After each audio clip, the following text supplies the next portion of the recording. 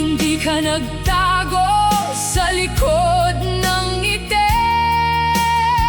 Mabigat ang salita, matigas ang kamay, pero sa puso ng marami, ramdam ang tunay. Bayaning Hindi siya naintindihan ng lahat.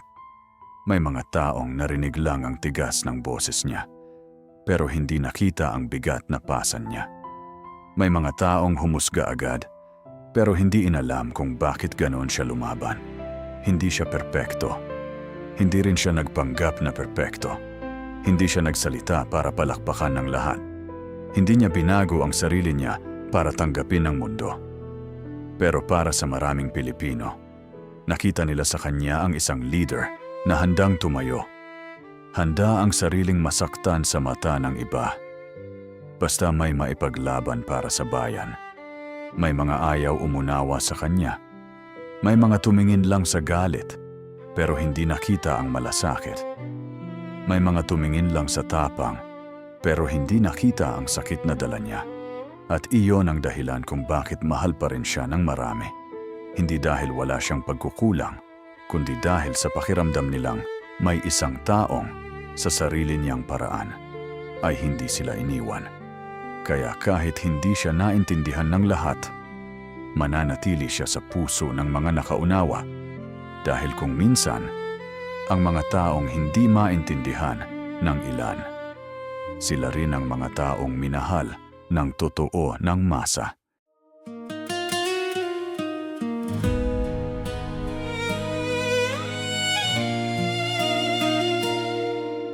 Hindi lahat nakaintindi sa'yo.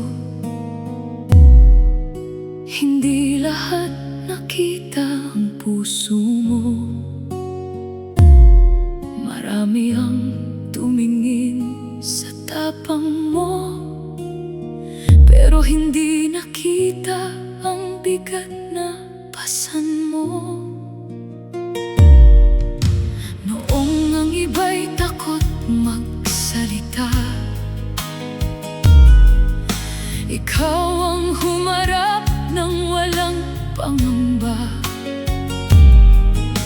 Noong ang iba'y umurong sa dilim, ikaw ang tumindig kahit mabigat ang tingin.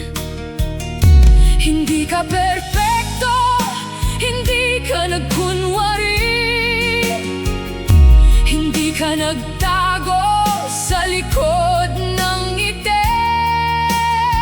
Mabigat ang salita, matigas ang kamay, pero sa puso ng marami, ramdam ang tunay.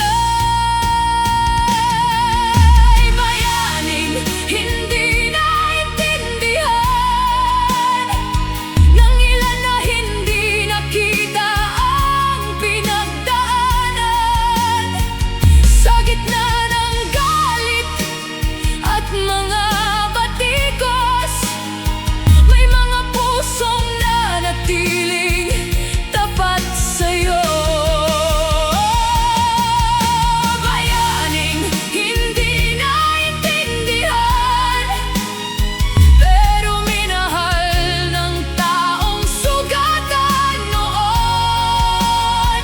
Sa paraan mong diretso at matapang, may mga Pilipinong nakita ang malasakit mo. Hindi lahat ng kabutihan ay malambing, hindi lahat ng tapang ay madaling tanggapin. Minsan ang lider na handang sumugal, siya rin unang hinuhusgahan ng madla.